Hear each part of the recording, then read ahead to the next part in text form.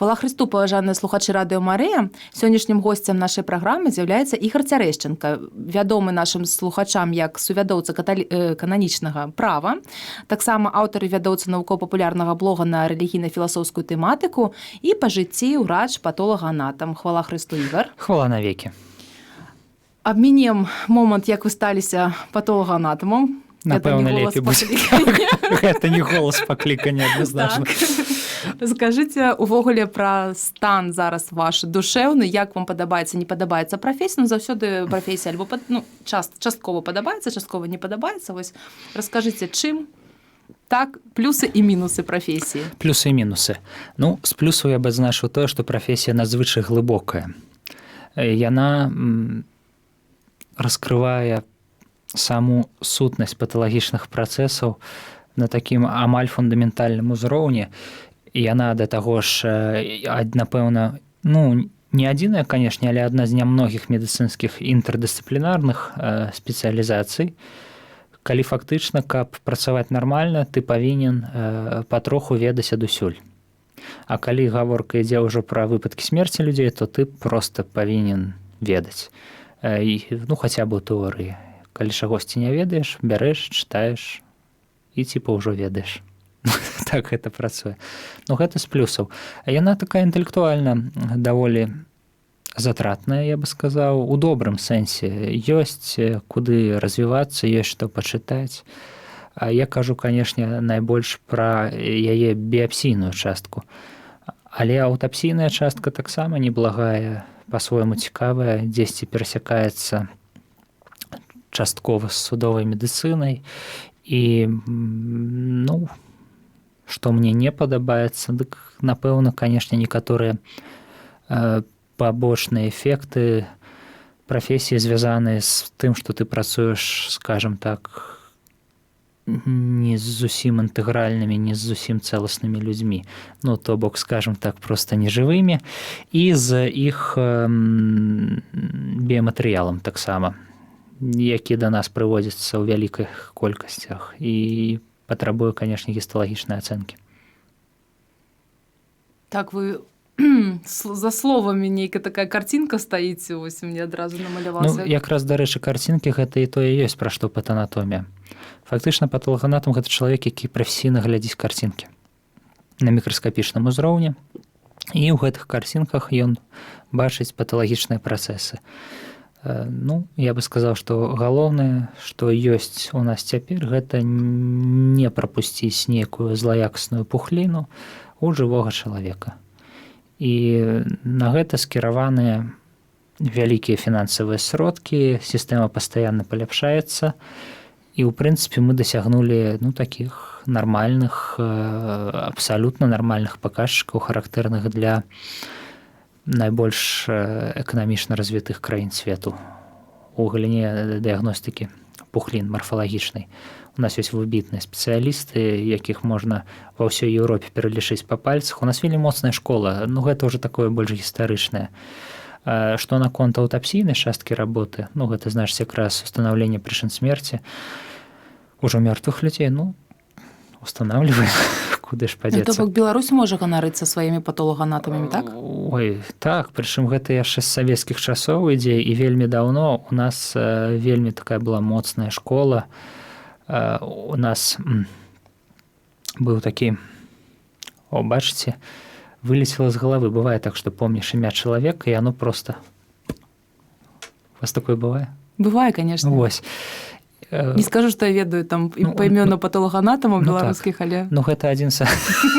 Я ведаю проста, бо іх вельмі мала. Гэтых людзей вельмі мала у краіне, і увогуле так даволі мала ў свеце. Нават, я бы сказаў, такая спецыяльнасць, іх шмат і не трэба. І адзін з нашых такіх гігантаў думкі, ён нават удзельнічаў у аўтапсіі і ідэнтыфікацыі цела Геббельса, напрыклад. Аб чым у нас... Беларус. Так. У нас вельмі моцная школа, асабліва што да дзіцячай паталогіі. Цяпер ужо, калі сістэма трошку змянілася, то і кірункі пайшлі, яны сталі такія больш шырокія, але раней дзіцячай паталогіяй мы займаліся. Але я з дзецьмі не працую. Я займаюся дарослымі людзьмі. Ці як прафесійна дэфармуе асобу вось ваша прафесія? Ці можаце такія назіранні якія-небудзь зрабіць? Ну, я бы сказаў, што прафесійная дэфармацыя залежыць толькі ад таго, прымае яе чалавек асабіста ці не. Калі супраціўляцца, то ніводная спецыяльнасць не дэфармуе чалавека, але тады проста болей стамляешся значна.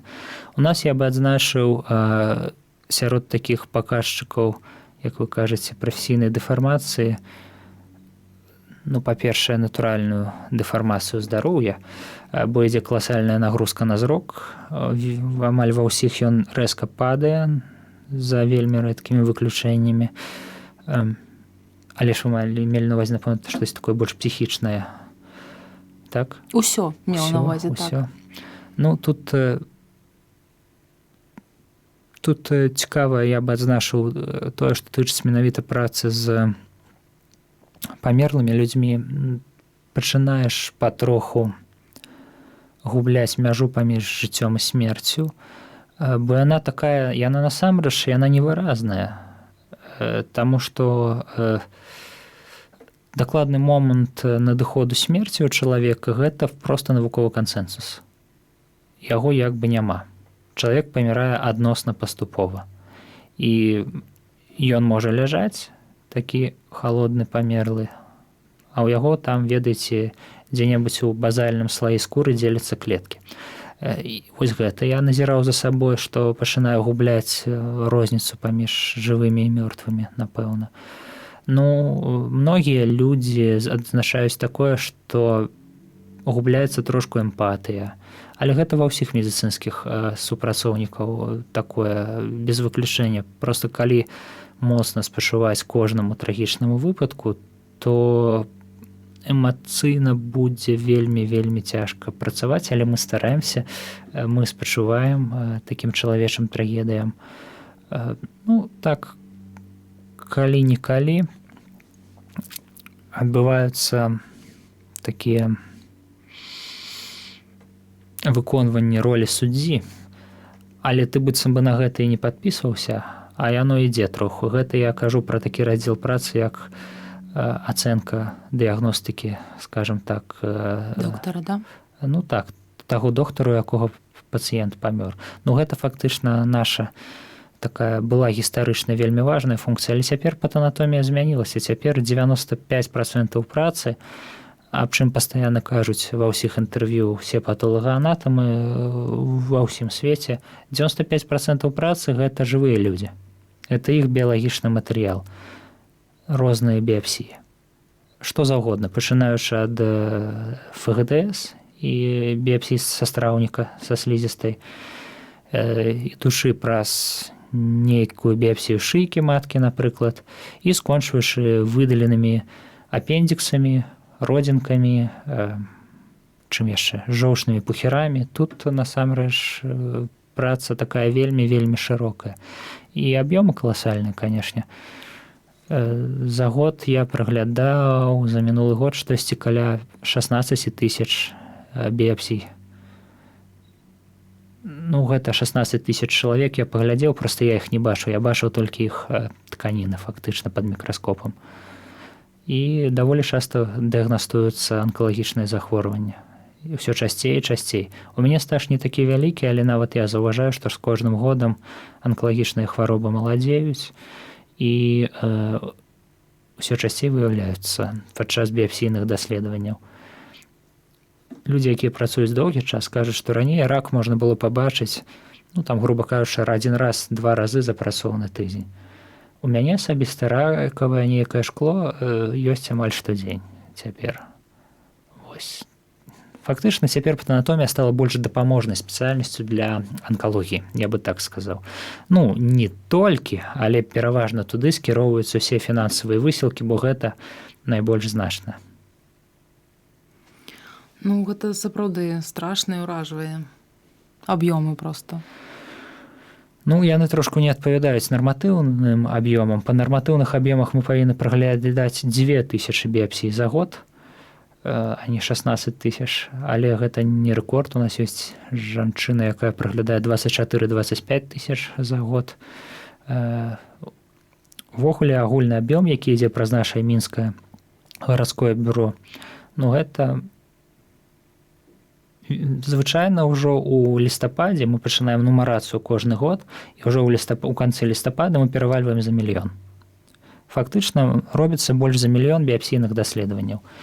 І тут ёсць яшчэ такая вельмі пафасная фраза, якую вельмі часта кажуць патолагаанатамы, што мы нібыта не маем права на памылку.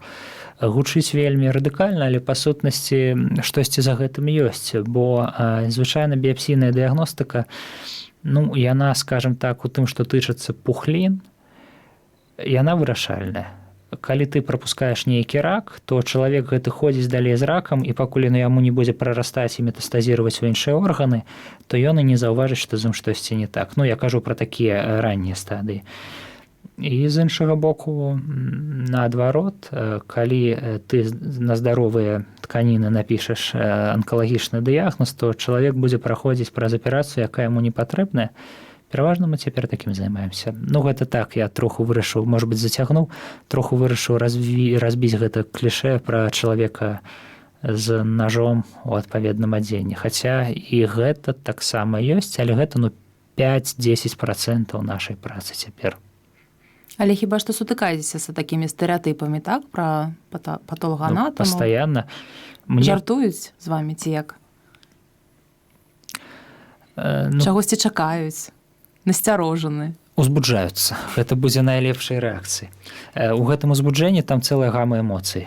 Пачынаючы ад здзіўлення, скончваючы такім, знаеце, адчуваннем, калі сутыкаеш чалавека з рэдкай прафесіяй, такое бывае. Я, напрыклад, так рэагую на пілотаў, як людзі на патолагаанатамаў, бо пілотаў яшчэ менш, канешне. Я маю на ўвазе грамадзянскай авіяцыі. Колькі у нас военных пілотаў, вы не ведаеце? Не ведаю. Не, я не ведаю, але нешта военныя пілоты ў галаву палезлі. Узбуджаюцца людзі, ім усё гэта вау, вельмі цікава, і ну, проста, каб прабіць нейкага такога неэмацыйнага чалавека на эмоцыю, то часам я, калі хачу паглядзець, як будзе выглядаць на яго твары такая міміка, калі ён здзіўлены, там неяк усхваляваны, то звычайна пераводжу гутарку ў працоўную сферу і кажу сваю прафесію, такі адразу. І, ну, ідуць потым стэрэатыпныя, канешне, пытанні. І самае цікавае, што тлумачыць штосьці бессэнсоўна. Я аднаму чалавеку са сваіх такіх добрых знаёмых прачытаў 25-хвілінную лекцыю пра тое, чым мы займаемся. І ён такі: так, гэта крута, але колькі трупаў ты вскрываеш за тыдзень? Вось так людзі рэагуюць. Ну, сябры мае, сваякі мае, яны да гэтага ўжо ўсе звыклі. А так, я магу сказаць, што патолагаанатамаў значна больш, чым вы думаеце, і пераважна гэта жаночая спецыяльнасць. 85% па маіх назіраннях, можа нават і больш. Я не лічыў, калі шчыра. Ну, 8 з 10 патолагаанатамаў гэта жанчына, канешне. Прычым канкрэтна ў маёй установе гэта маладыя жанчыны да 35. Вось бачыце, у мяне таксама быў стэрэатып. Я думала, што не. Ну, яно як ёсць. Гэта не хірургія мужчынская амаль цалкам. Таму што праца ідзе з мікраскопам. Ну, вось, Ігар, скажыце, вось такая набліжанасць да смерці, яна пэўным чынам уплывае? Ну, вось вы рэлігійны чалавек, так? Напэўна. Мне хацелася б, каб так пра мяне казалі. То ці уплывае яна, як гэта сказаць, ну не то, чтоб на вашу веру, ці можна сказаць так, на рэлігійнасць? Ну, можна і на веру сказаць. Ну, уплывае, канешне. Спачатку з'яўляюцца такія, калі пачынаеш з гэтым усім актыўна кантактаваць, з'яўляюцца шмат тэадыцыйных пытанняў. Ну, ведаеце, як Бог дапускае такое, і пашло-паехала. Асабліва, калі гаворка ідзе пра дзяцей, канешне. Я ў дзіцячай патанатоміі не працаваў, але у нас такая малая структура, што мы з імі пастаянна кантактуем, і калі я быў інтэрнам, я ў іх вучыўся амаль месяц, па-мойму, у дзіцячым аддзяленні. Яно так троху становіцца не па сабе. Але тут нават не столькі, я б сказаў, праца са смерцю такой натуральнай, колькі праца з рознымі гінекалагічнымі сітуацыямі, звязанымі з з'яўленнем новага жыцця. Ну, скажам так, калі у жанчыны выяўляецца пазаматачная цяжарнасць, трубная пераважна, то ёй выдаляюць трубу, і вось гэта труба з плодным яйцом, яна прыязджае да нас. І мы павінны яе выразаць і паглядзець, што там насамрэч. Дзіця, не дзіцяці, там нейкая пухліна расце, можа быць. Ну, вось гэта такія найбольш жорсткія моманты, я бы сказаў, таму што колькасць такіх сітуацый, яна ўражвае сваёй вялікай лічбай, канешне. Гэта каласальна проста. І гэта мы жывем у такім горадзе, дзе, ну, там, колькі у нас 2 мільёны чалавек у Мінску, так кажуць. Вось. Смерць, ну, так, яна ўплывае таксама, але ў меншай ступені. У меншай ступені. Хіба што, кажу, адзінае часам мяжу цяжка зразумець, дзе пачынаецца, дзе скончваецца жыццё, дзе пачынаецца смерць. І оно так троху ідзе скрозь пальцы. А так, у прынцыпе, я бы не сказаў, што тое, што я пастаянна бачу мёртвых людзей, зрабіла мяне менш рэлігійным. Ну, адзінае, што тут можна знішчаць забабоны, канешне. Ведаеце, колькі ў нашага народа забабонаў, звязаных са смерцю. Знаеце такія адчуванні, калі ты ідзеш і, скажам так, у месцы, дзе шмат памерлых, там на могілках ці яшчэ дзесьці, і ты вось адчуваеш, як яны кажуць, всю гэтую энергетыку смерці, яна зацягвае цябе. Няма такога нічога. Абсалютна. Мёртвы чалавек, вось колькі я працую, колькі людзі працуюць доўгі-доўгі час, ніякіх містычных гісторый, ніякай атмасферы, так званай, абсалютна нічога. То бок мы дакладна ведаем, што калі чалавек памірае, яго душа ідзе да Бога і нідзе на зямлі яна не застаецца. Ніякіх страхаў, ніякіх страшылак, нічога такога. Не, абсалютна. Не, ну страшылкі ёсць, але страшылкі там, яны на тое страшылкі, каб быць выдуманымі і пужаць імі інтэрнаў. Але насамрэч не. Калі аб'ектыўна, то нічога такога не адбываецца. І я палічыў бы наадварот, што многіх людзей патанатомія ўмацоўвае ў рэлігійнасці, таму што ты бачыш толькі цела пустое, без душы, і оно настолькі ненармальнае і настолькі моцна адрозніваецца ад цэласнага чалавека, што ты разумееш, што чалавек можа існаваць толькі у камбінацыі душы і цела, неадрыўнай, разумееце, аб чым? І тут пачынаеш думаць пра воскресенне, вось пра ўсё такое. Таму я бы не сказаў, што гэта неяк забівае веру, ці наадварот я радыкальна ўзмацняю, але адназначна, калі вы тут працуеце, то пытанні тэадыцэі у вас узнікаць будуць аб тым, як столькі неправільных рэчаў існуюць у гэтым свеце, нягледзячы на Божую ласку, скажем так. І што вы думаеце пра воскресенне? Ну, што я могу працытаваць толькі катэхізіс каталіцкага касцёла, што ўскрыцці мёртвых цел дазваляюцца з навуковай мэтай.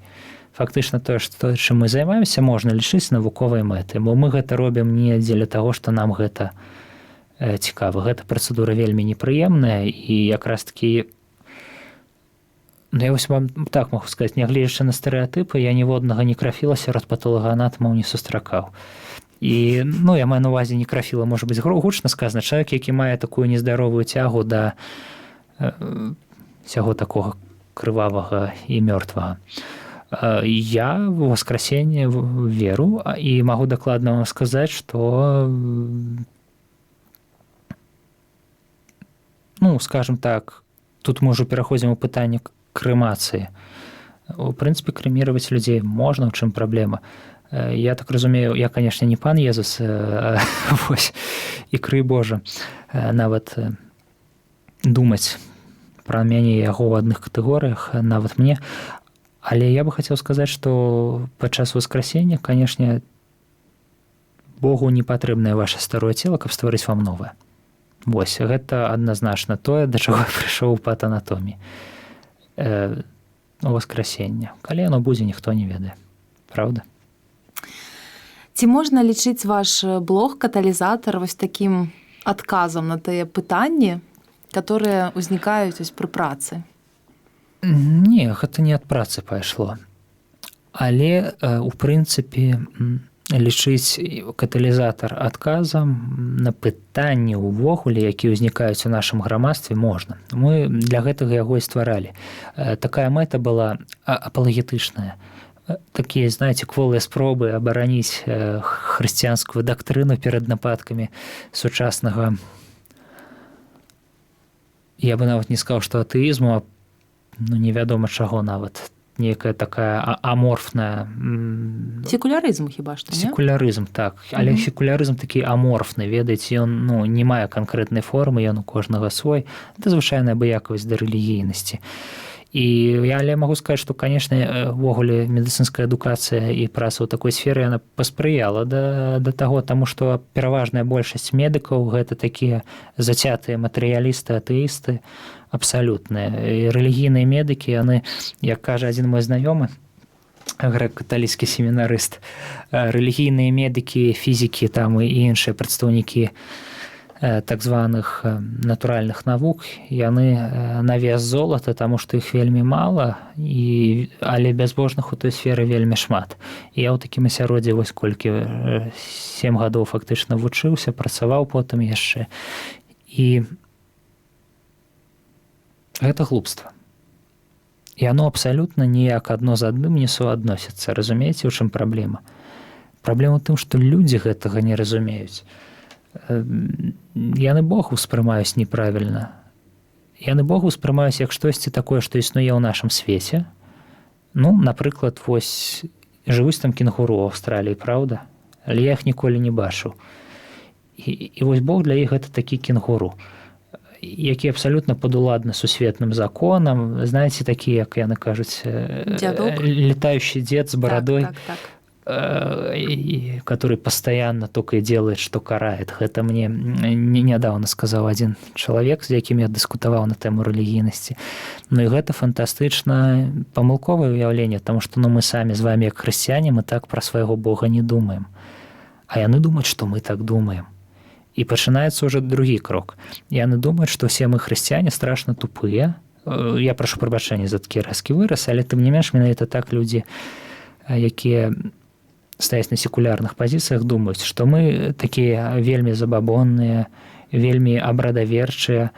Асабліва гэта звязана, асабліва моцна гэта выяўляецца ў нас на постсавецкай прасторы, дзе такія значныя пазіцыі трымае, мы назовём гэта ўсходняе хрысціянства, грэка-каталікі, канешне, і тыя, хто не ў еднасці з касцёлам, я маю на ўвазе нашых праваслаўных братоў, бо ў іх такая традыцыя даволі архаічная, абрады такія даволі складаныя, і, можа быць, з-за гэтага нашыя людзі успрымаюць гэта як нейкі перажытак часу, разумееце, рэлігійнасць. Канешне, савецкі атэізм наклаўся. І вось гэта наш каталізатар, гэта такая кволая спроба, абсалютна мізэрная, таму што мы не ў стане ўтрымаць гэту махіну, на жаль. Сказаць штосьці, што не, мы так не думаем. Уласна кажучы, таму ж мы абралі рускую мову, хаця да нас было шмат прэтэнзій за гэтага, проста каб трошку пашырыць геаграфію, бо апалагетыкай ёй мала займаюцца, яшчэ, магчыма, з тых прычын, што апалагетыка наўрад ці ты пераканаеш нейкага радыкала. Вось у чым пытанне, але маўчаць таксама нельга. Таму што... І ўвогуле сама сітуацыя, калі ты пачынаеш штосьці даказваць, яна ўжо выклікае такое сумневы, праўда? Не думалі вы на гэту тэму? Думаў.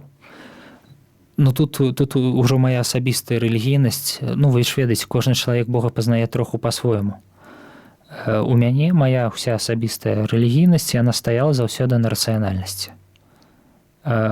Я не ведаю, чым гэта звязана, можа быць, з медыцынскай адукацыяй, таму што, калі, ведаеце, там я адчуваю, як Бог мяне любіць, усе гэта адчуваюць з хрысціян, то я гэта магу спісаць на глюкі, умоўна кажучы, на тое, што мне нешта памроілася, стала блага і ўсё такое. Тэарэтычна. Я, канешне, разумею, што ён мяне любіць, я адрозніваю эмоцыі ад нейкіх духоўных пачуццяў, але, правесці такую мяжу можа не кожны чалавек, бо тут фактычна трэба ведаць, чым яно адрозніваецца. Для гэтага добра быць ці медыкам, ці псіхолагам, можа быць, каб проста адрозніваць духоўную сферу ад эмацыйнай. І гэта такая вялікая проблема, я бы сказал, агульнахрысціянская, пастырская. Знаете, есть такое словазлучэнне в царкоўна-славянскай мове прелесть духовная, да? Ну, калі чалавек нешта сам сабе навыдумляў і вось верыць, што Бог з ім размаўляе. І таму я заўсёды неяк так шукаў абгрунтаванне сваёй веры ў нейкіх рацыянальных аргументах. Ну, самае элементарнае, што не можа ўсё ўзяцца з нічога, вось і ўсё. Ну, а потым нешта гэта так пачаў развіваць, знаеце, там Фома Аквінскі, туды-сюды, і пайшло-паехала. Таму, у прынцыпе, я лічу, не, канешне, з пункту гледжання такой сучаснай навукі Бога ты нікому не дакажаш, але нейкія аргументы на карысць яго наяўнасці прывесці можна, прычым яны такія даволі нармальныя, я бы сказаў.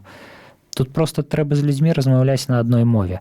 Ім трэба тлумачыць, што розавы единорог – это не тое ж самае, што і Бог, хаця б таму, што, я не ведаю, розавы единорог, ён лятае ў нас тут сярод нас з вамі, а Бог, ён як бы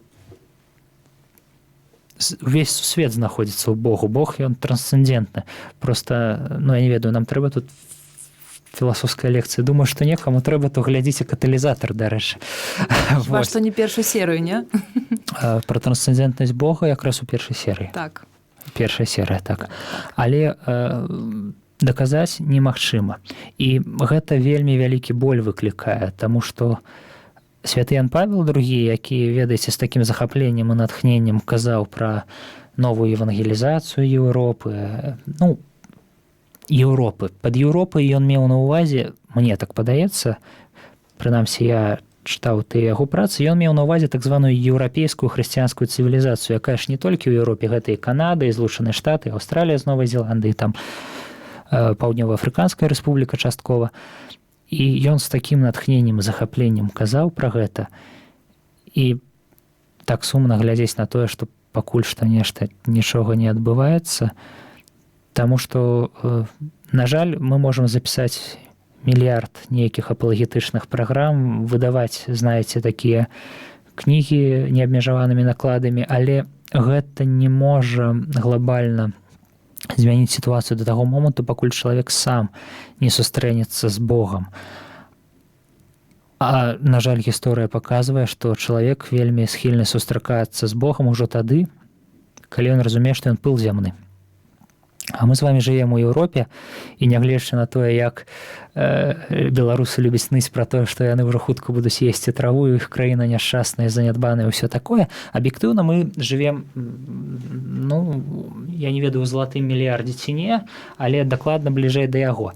І наша моладзь, это пакаленне міленіялаў з татуіроўкамі, прыгожа пафарбаванымі валасамі, яны жывуць яшчэ лепей за нас, і тым больш за пакаленне нашых бацькоў. Ім Бог проста не патрэбны. Так. І гэта так масава адбываецца, гэта проста жах. І самае цікавае, што я не ведаю, ці можна тут штосьці прыдумаць. Напэўна, царква пытаецца, спрабуе,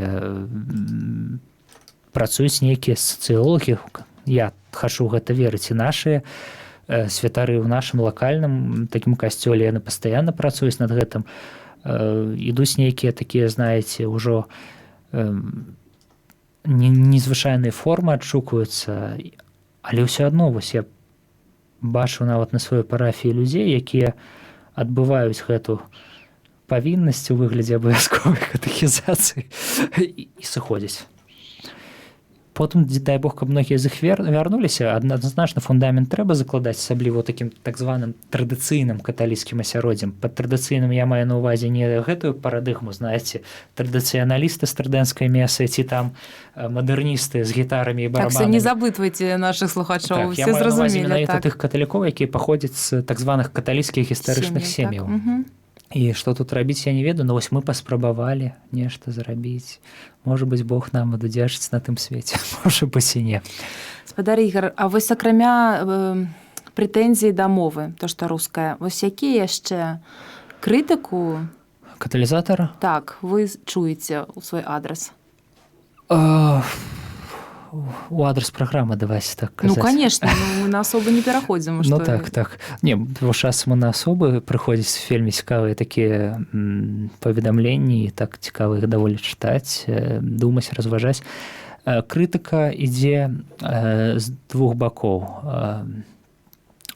Першы гэта такі атэістычны, калі людзі зноў усё зводзяць да строгай навуковай метадалогіі, пра якую мы самі ў нашых праграмах кажам, што яна тут не працуе. У нас метадалогія проста філасофская фактычна. Ну, тое, чым мы кіруемся там найчасцей, гэта звычайная логіка, якая, в прынцыпе, абстрактная канструкцыя па сваёй сутнасці. І, ну, цяжка эмпірычна гэта ўсё праверыць. В прынцыпе, немагчыма. Гэта вынікае з таго, в прынцыпе, як мы Бога і ўспрымаем. І вельмі часта ўсё зводзіцца зноў да таго, што памер, дай тэрмометр, пакажы, зафіксуй. І людзям пішаш, што мы кажам, што гэта таксама немагчыма. Немагчыма яго даказаць, інакш бы пытанне-то не стаяла, даўным-даўно бы даказалі. А яны быццам бы не чуюць. Гэта першая хваля з атэістычнага боку. Часам ёсць крытыка з боку хрысціян, прычым яна ўжо значна больш цікавая. Ну, напрыклад, калі разважаць ужо тэадыцэю, то многія людзі, яны вельмі цікава ўспрымаюць самога Бога.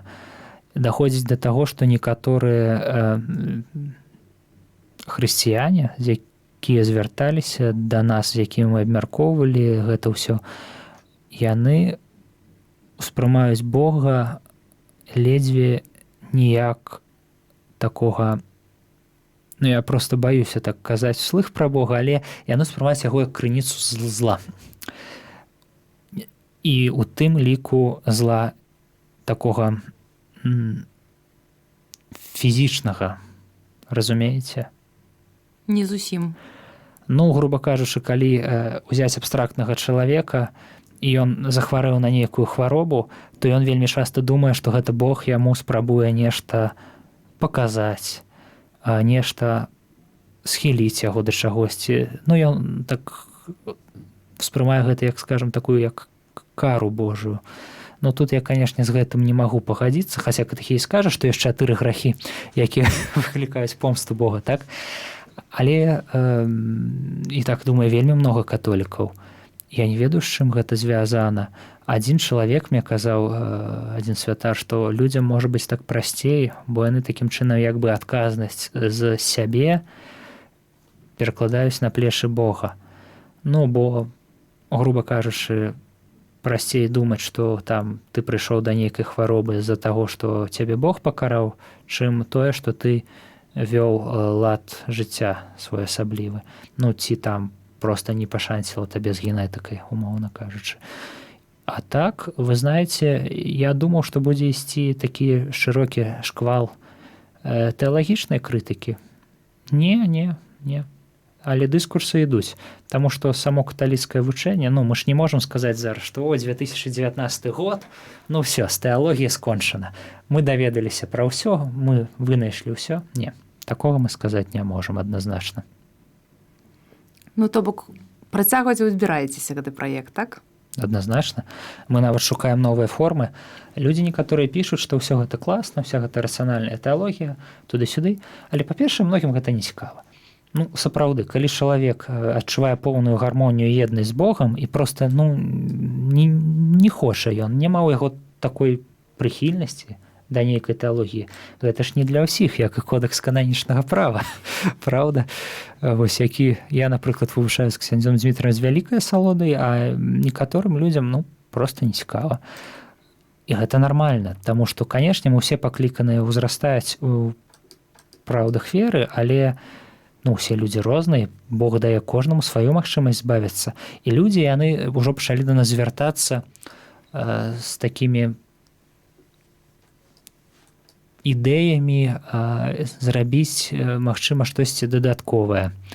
Даць фармат такі больш, менш філасофскі, больш такі гісторыка-папулярны. Ну, напрыклад, крыжы. Такая банальная тэма. Вось ведаеце, існуе такі стэрэатып пра праваслаўны крест, пра каталіцкі крыж, да? А гэтых крыжоў іх жа там вялікая колькасць саміх мастацкіх выяў, формаў, увасабленняў.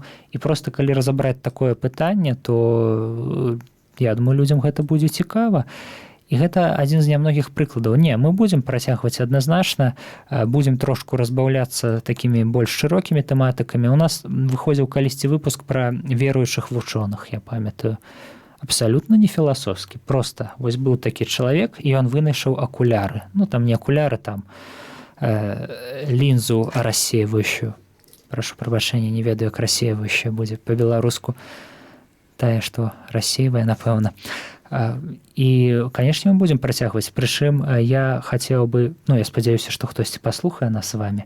Я лічу, што трэба тут таксама маліцца і прасіць каталікоў, якія ведаюць штосьці такое, чым гатовыя падзяліцца, каб яны актыўна далучаліся да любых каталіцкіх праектаў, хоць то радыё Марыя, хоць то католік Бай, хоць нейкая свая прыватная ініцыятыва. Таму што дайшлі мы нарэшце да гэтай інфармацыйнай сінгулярнасці, глобалізацыі, ўсё такое, хуткасць камунікацыі. І мне падаецца, што касцёл трошку адстае. І вось нават сам папа Францішак, ён жа кажа пра тое, што касцёл павінен больш актыўна дзейнічаць на медыйных пляцоўках, таму што, як ні парадаксальна, вось гэта секулярызацыя, яна прыводзіць да таго, што першае пакаленне секулярызаванае, якое кінула касцёл, і ўсё, ладно, палова бяды. Другое пакаленне штосьці ад бацькоў чула. А так часам бывае, што з трэцяе пакалення мае такія ж уяўленні пра Хрыста, як нейкія нашыя, напрыклад, браты-мусульмане ў Пакістане, да якіх місіянеры не даходзілі, ўсё, што яны чулі, гэта так, краем вуха з фільмаў. І тут інтэрнэт дае проста бясконцыя магчымасці. Я вось вельмі цешуся, што мы з вамі зараз на Ютубе, гэта класна. Слухайце, а можаце так вось больш сцісла акрэсліць мэты вашага праекта, акрамя адукацыйнай? Евангелізацыйная. Евангелізацыйная у кантэксце такой, скажам, найперш новай евангелізацыі, бо ясна, што ніякія такія людзі, якія пра Хрыста не чулі ўвогуле, яны гэта глядзець не будуць. Адукацыйная мэта, яна мае вельмі вялікае значэнне. Трэцяя мэта, ёсць такая катэгорыя людзей, яна вельмі шырокая, это людзі ў пошуках. Я не магу сказаць, што іх там мільёны, але тысячы дакладна на постсавецкай прасторы. І яны адчуваюць прысутнасць Бога на нейкім такім унутраным узроўні, ці проста яны містычна яе адчуваюць. І яны не разумеюць, дзе той Бог. І наша мэта – гэта мякенька паказаць ім, што ён у нас у каталіцкай царкве. Я жартую, канешне, трошку, але што і гэта дакладна хрысціянскі Бог, хаця бы так. Проста многія мае знаёмыя, яны стукаюцца з праблемай, якія неактыўныя хрысціяне, але яны тое-сёе чыталі. Яны кажуць, што слухайце, вот у вас такая прыгожая царква, каталіцкая, такая вялікая, а як набываеш нейкую літаратуру, то яно ўжо для тых, хто ў тэме, што называецца, ці наадварот. Я не ведаю, там якая-небудзь хрысталогія Шонборна на 800 сторонак. І кажуць, мала такіх шырокіх фарматаў, якія б маглі даць мне адказы на мае пытанні. Бо часта чалавек баіцца сустрэцца з Богам, таму што яны маюць з ім канфлікт. Бог-то з намі канфлікту не мае, але чалавек мае канфлікт з Богам. І вось я хачу верыць, што такая адна з галоўных мэт нашага праекта – гэта людзям, якія маюць гэты канфлікт з Богам, даць ім магчымасць яго вырашыць. Бо часам, каб чалавек пачаў адкрывацца на Хрыста, ён амаль гатовы. Але ўсяго стаіць пытанне клінам. Я ведаў аднаго чалавека, які стаў, я не магу сказаць, што стаў вельмі такім актыўным, практыкуючым, штотыднёвым, нармальным, у адпаведнасці з кананічным правам каталіком, але ён хаця б стаў перыядычна хадзіць у царкву і асацыяваць сябе як хрысціяніна-каталіка у той момант, калі удалося яму пратлумачыць што стары запавет гэта не, ну як вам сказаць, не хроніка, якую трэба абсалютна канкрэтна кожны радок чытаць. І вось, ну, я аднаго такога чалавека бачыў, і я вельмі цешуся, што удалося яго ўсё-такі навярнуць хаця б да такой формы веры. І гэта адна з самых такіх, гэта нават, я бы сказаў, што калі мы гэты праект стваралі, гэта мэта была больш значная за проста адукацыю практыкуючых каталікоў. Это вось гэтыя людзі, якія ў пошуках, так сказаць, паказаць ім, што вось яна дарога, праўда і жыццё тут. І тое, што некаторыя пытанні ім перашкаджаюць, гэта не фатальна, таму што тыя ж пытанні яны былі заўсёды. Ведаеце, свет так як бы змяняецца, а чалавек адзін і той жа, і чытаеш якую-небудзь споведь Аўрэлія Аўгусціна, а ў яго там такія ж самыя пытанні, як у людзей цяпер, і крыніцы тыя ж самыя. Таму ну, мы імкнемся да гэтага. Можа, у нас не надта добра атрымліваецца, канешне. Ну, але ведаеце, як кажуць, я зрабіў усё, што мог, хто можа лепей, няхай зробіць лепей. Ці ёсць такая верагоднасць, што ён будзе ўсё ж такі двухмоўным? Вы заходзіце на небяспечную тэрыторыю. Не, я могу так сказаць. Гэта пытанне цікавіць многіх, таму я яго Сур'ёзна? задаю. Так, канешне. Ну, я пабачу так па каментарыях да першых выпускаў, што яшчэ трошку і... Не, насамрэч, для мяне няма праблемы рабіць яго двухмоўным праектам. Мне беларуская мова – гэта асноўная мая мова была на працягу доўгага перыяду майго жыцця, пакуль я, скажем так, не зарусіфікаваўся на працы з пацыентамі. Я вельмі з вялікай павагай і пашанай стаўлюся да беларускага такога нацыянальна-патрыятычнага руху, да ўсіх яго кірункаў, што такіх, знаеце, дзяржаўных, што недзяржаўных. Патрыятызм – гэта добра, калі ён здаровы, і нацыяналізм у нашай сітуацыі беларускай гэта таксама добра, таму што, ну, давайте так объективно скажем. Мне просто одразу захотелось запытать, что такое нездоровый патриотизм от патологоанатома. Ой, элементарно. Нездоровый патриотизм – это калі, ну, это не от патологоанатома, это от католика будзе. Это калі твоя нация стоит выше за Христа. А такое, на жаль, есть у многих гучна гучыць, конечно, у некаторых людзей. Адна справа, калі ты нейкі палітык атэіст, які абірае, знаеце, на якую рэлігію зрабіць стаўку, а зусім іншая справа, калі чалавек ходзіць у касцёл толькі таму, што там служыць па-беларуску, а калі там будуць служыць па-руску, там типа на латыні, я не ведаю, правядуць там Трэці Ватыканскі сабор, ну я не ведаю, не магу уявіць такога, але давайся уявім на секунду, што ў касцёле нашым перасталі служыць па-беларуску. І вось ён кажа, што я адтуль сыду, то гэта нездаровы нацыяналізм, гэта адназначна. Ці калі чалавек гатовы забіваць дзеля сваёй мовы, гэта нездаровы нацыяналізм.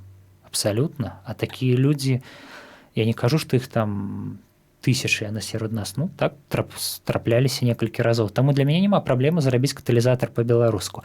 Я нават так скажу, паважаныя гледачы і тыя, хто зацікаўлены ў беларускім каталізатары, абсалютна ніякіх праблем. Просто гэта можна зрабіць у выглядзе дзвюх рэчаіснасцей. Першае – гэта субтытры. Людзей, я ўпэўнены, гэта не задаволіць. Бо ўжо калі па шчырасці казаць, магчыма, не ўсе, хто размаўляе па-руску, разумее беларускую мову, але так склалася сітуацыя, што ўсе, хто размаўляе па-беларуску, рускую мову на слых разумеюць. І, ну, напэўна, толькі самыя зацятыя прыхільнікі беларушчыны будуць прынцыпова адключаць гук у каталізатары і чытаць субтытры беларускія. Таму гэты варыянт адпадае. Да таго ж праца з субтытрамі на Ютубе, яна вельмі затратная. А цяпер білінгвальнае пытанне ў кантэксце дзвюх гукавых дарожак. Гэта было б добра. На жаль, Ютуб не падтрымлівае гэту функцыю. Гэта значыць, каб зрабіць відэа на другой гукавай дарожцы, то трэба яго проста записать наново, так? Ну, запісаць-то можа не, можна взяць старое відэа і накласці на яго іншую, але трэба, ну, як кажуць, на жаргоне заліваць, загружаць, запампоўваць асобнае відэо наноў. І наколькі гэта мэтазгодна, перазапісваць мы, напэўна, дакладна не зможам, бо выйшла дужа шмат выпускаў, да і нават ад пачатку. Проста людзі глядзяць 10-хвілінны ролік, і яны не зусім уяўляюць, колькі за ім стаіць працы. Вы ж ведаеце гэта, калі вы тут, праўда, на Радыё Марыя. Колькі працы стаіць за інфармацыяй. Карцінашкі ўсе гэтыя, да, ведаеце, храмакей, монтаж элементарны. А 5-7 дубляў запішы, таму што ты там агаварыўся там. А потым тое, што называецца праца з гукам, гэта яго вычышчэнне, гэта... Калі б у нас была студыя, дзе працавалі б 30 чалавек, у мяне вельмі добрая англійская мова, ну як вельмі добрая, адносна беларусы, то вельмі добрая. І я б вам і па-англійску запісаў, але па-беларуску тэарэтычна магчыма. Я нават так скажу, калі людзі гатовыя пайсці на тое, каб у нас не было, это называецца ліп-сінк, ну, калі мова синхронізаваная з рухамі рота, калі людзям гэта абсалютна абыяква, яны гатовыя глядзець гэта як, скажем так, у 90-е, калі мой рот кажа адно, а гук ідзе іншы, то няма праблем. Чыста тэарэтычна я магу перазапісаць па-беларуску ўсё тое, што было сказана. Ну і яны тады будуць глядзець, гэта іншае пытанне. Ну, калі яны будуць глядзець, то я нават гатовы на гэта пайсці. Можа, яшчэ якія ідэі прапануюць? Вось можна якраз звярнуцца за ідэямі, прапановамі, вось калі для людзей, которых гэта пытанне цікавіцца. Ну, калі я пагутару пра справу ў тым, што я раблю гэты праект не адзін. Там сядзіць чалавек, які цягне на сабе тытанічны аб'ём, значыць, такой проста інжынерна-монтажнай тэхнічнай працы. Калі ён згодны проста на перазапіс гуку, то, калі ласка, можна, у прынцыпе, а я адусюль гэта чую. Я вось недавно сустрэўся, ці гэта мы абмяркоўвалі у перапісцы некай, не памятаю, з Віктарам Малышцам, нашым выдатным беларускім астрафізікам, астраномам. І астрафатографам, так. То ён, канешне, вядомы таксама як актыўны практыкуючы каталік, вельмі добры чалавек. І ён таксама, мы штось так з ім трошку закранулі каталізатар, і ён пра мову, і ўсе вакол пра мову. Але, якую аўдыторыю мы можам сабраць, калі будзем рабіць толькі па-беларуску? Гэта ж пытанне евангелізацыі. Гэта не пытанне нейкай такой... Ведаеце, калі робяць відэа людзі на рускай мове, напрыклад, возьмем нашых моладзевых блогераў, якія абмяркоўваюць там, я не ведаю, моду, аўтамабілі, што там наша моладзь любіць, то яны вельмі часта арыентуюцца на рускую мову, банальна з прычын так званай манетызацыі відэа. Калі, значыць, ты зарабляеш грошы на гэтым, у нас ніякай манетызацыі няма. Мы на гэтым абсалютна нічога не зарабляем. Якраз наадварот, часам ты думаеш, што можа трэба як-небудзь укласціся кудысьці, каб прасунуць гэта шырэй.